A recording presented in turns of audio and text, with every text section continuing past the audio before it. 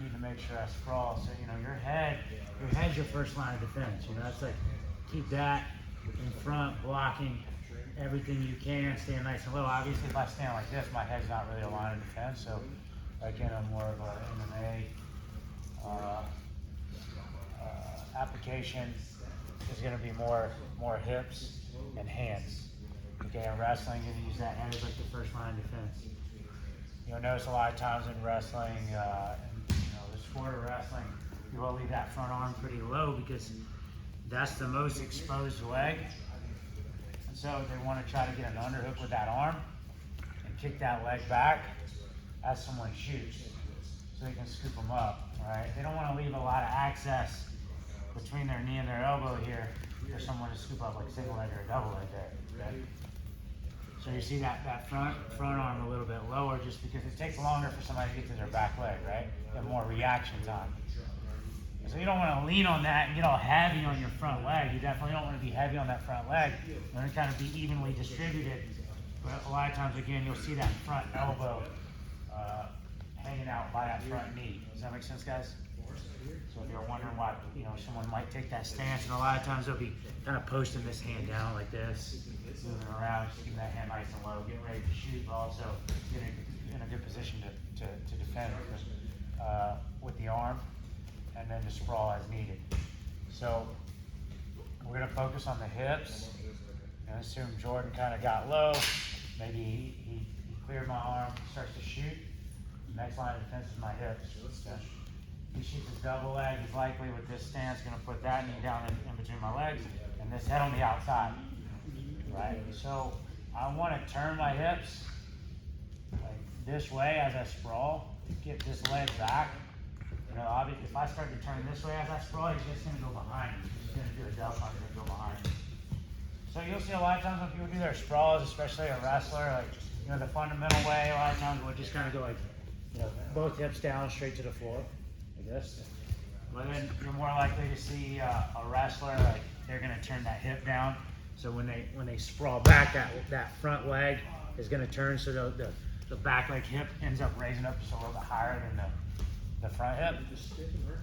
So if Jordan shoots on me, I still want to use my arms as best I can. It may end up being a crossface here with this arm, or I may end up with an underhook on the side. Okay, and that may lead to a front headlock. So it's not like the arms are out of play, but I want to focus on the hips, and then we're going to make sure we clear the arms before we go behind. So Jordan shoots, okay? I shoot my hips back.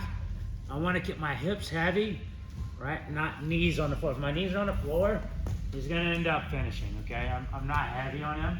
And the whole point here is to hide the backs of my knees, hide my legs, get them as far away as possible. So I want to be on my toes and get those hips down towards the floor.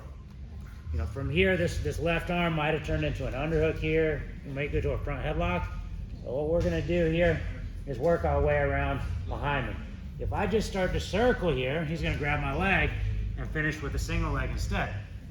So it's very important, whatever side I decide to circle to, that I block the arm first.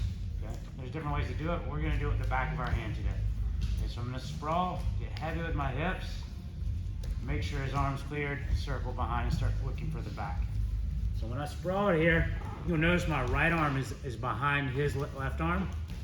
You know, one of the reasons is because I don't want him to go behind me. And so if my right arm's just drifting over like this, I don't have a whizzer or an overhook, and he can just do a little duck under here and go behind me. So even though I'm sprawled, I'm still thinking about what I'm doing with my arms. I don't want Jordan to go behind me, so this arm is behind his arm. This arm's either going to be, you know, cross face initially or underhook. And I'm going to wrap my arm, my knuckles, around his tricep and circle, okay? As I circle, I want to be heavy on the hips here. I might switch to like a one-on-one with my left hand, guys, if you can see it. I just have my left hand grabbing here on his wrist, okay? There's different places you can put it. You can put it under here, right? A lot of times I'll go to a one-on-one here. In wrestling, you'll see a lot of times people will come up on their hands, so I might have to break that elbow down. And notice I'm just like real tight on the hip over here, not too deep to get pulled over. Just, you know, try to get in this back corner and just hug this hip. Sometimes you see my right hand hugging, it's kind of like my forearms right across his stomach, and I'm grabbing his near side hip and my elbows on the far side hip so I can hug his hips and pull down towards the floor.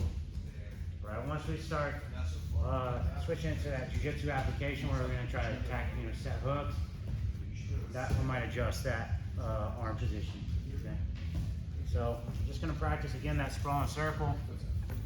Get nice and low, have the person shoot. That sprawl. All right. Sometimes if you sprawl and they hook the leg here, see how he's already got a single leg?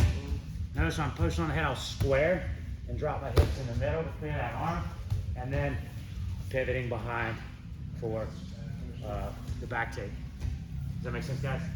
So again, if he grabs my leg, I do not want him to get this angle on me, circle behind me. I don't want him getting this angle on me, so I need to post on that head, square, drop my hips, clear that arm, and then I can start to make my way around the back here. Yes? Yeah. Cool. Any questions?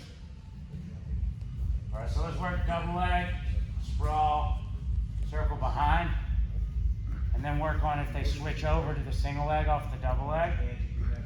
We stuff the head, square back up, clear the arm, circle behind. 1, 2.